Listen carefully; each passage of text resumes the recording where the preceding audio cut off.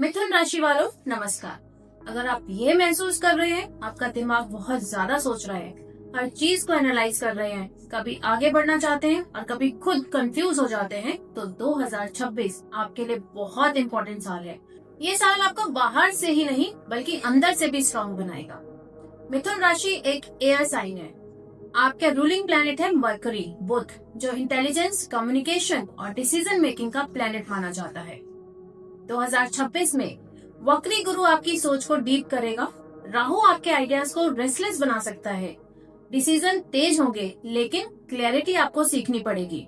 इस साल लाइफ आपसे पूछेगी, तुम सिर्फ सोचते हो या फिर सोच के सही डिसीजन भी ले सकते हो। 2026 का ओवरऑल थीम है mind control plus intelligent choices. Overall देखा जाए तो 2026 मिथुन राशि के लिए एक मीडियोकर ईयर है। इसका मतलब ये तो नहीं है कि साल खराब है और ना ही एफर्टलेसली इजी होगा आपके लिए। ये साल उन लोगों के लिए अच्छा है जो अपने माइंड को डिसिप्लिन में रखना सीख जाते हैं। गुड फेज जैन से मार्च और अक्टूबर से दिसंबर के बीच करियर में आपके क्लैरिटी मिलेगी। फाइनेंशियल डिसीजन आपके बेटर होंगे। कम्युनिकेशन आपका स्ट्रांग रहेगा। अगर आप स्ट्रेटेजी के साथ चलेंगे तो ये फेज आपको ग्रोथ दे सकता है। चैलेंजिंग फेज की बात करते हैं।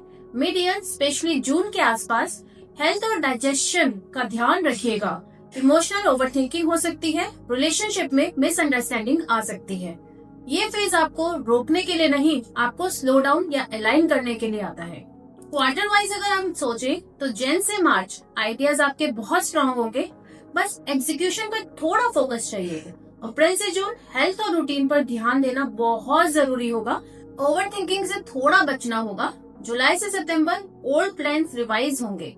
पेशेंस रखेंगे तो क्लैरिटी आपको मिलेगी।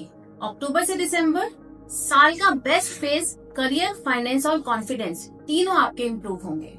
अब आइए जानते हैं हमें क्या करना है। अगर आप चाहते हैं 2026 आपके फेवर में काम करे तो ये चीजें आपको जरूर करनी है।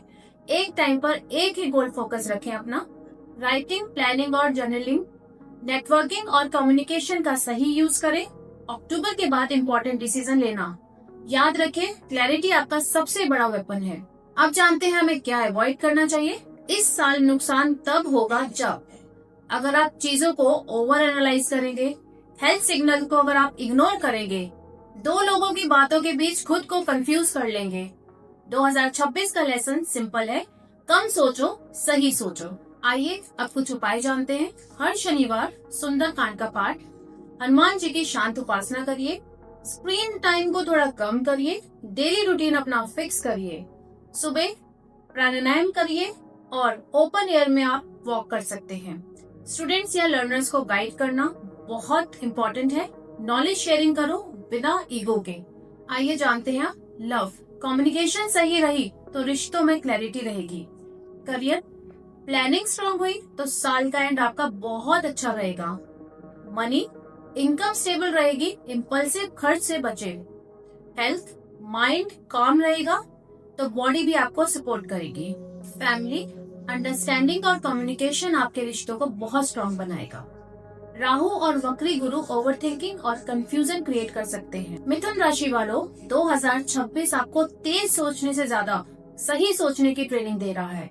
ये साल आपसे परफेक्शन नहीं मांगता, ये आपसे क्लैरिटी और कंसिस्टेंसी मांगता है। अगर आप अपने माइंड को डिसिप्लिन में रख पाए तो 2026 आपको वो डायरेक्शन दे सकता है जिसका आप काफी टाइम से तलाश कर रहे हैं। अगर ये प्रेडिक्शन आपको रेजोनेट करती है तो हमें फॉलो करें, क्योंकि हम पूरे साल आपको प्रैक्टिकल और टाइमली गाइडेंस देते रहेंगे। और अगर आप पर्सनल लाल किताब गाइडेंस, वैदिक एस्ट्रोलॉजी कंसल्टेशन, मांगलिक एनालिसिस और एनर्जी हीलिंग सपोर्ट चाहते हैं तो व्हाट्सएप पर हमें डायरेक्टली कनेक्ट करें। मैं हूँ एस्ट्रो शिल्पी आहूजा। ये है astro Sadguru Mantra. Like, follow, subscribe to us to claim the energy of year 2026। नमस्ते।